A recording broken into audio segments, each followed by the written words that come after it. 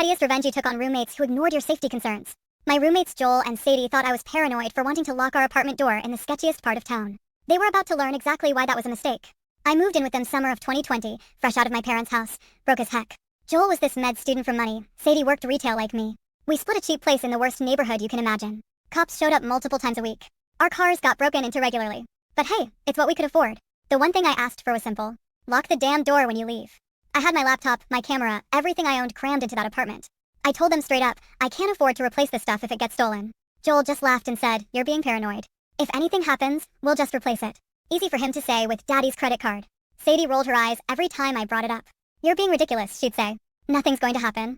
I'd come home from work to find the place completely empty and the front door wide open. Not just unlocked. Open. Like an invitation for anyone walking by to help themselves. I asked them probably 20 times over those months. They treated me like I was this anxious little kid who didn't understand how the world worked. Finally, I couldn't take it anymore and moved to a different unit with my friend Maggie. She actually had common sense about basic security.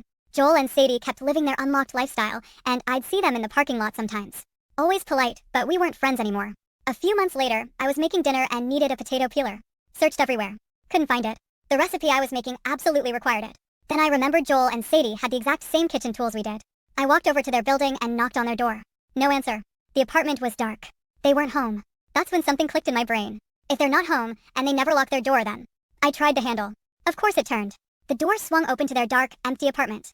I walked straight to their kitchen, opened the drawer, and grabbed their potato peeler. Took it back to my place and finished cooking dinner.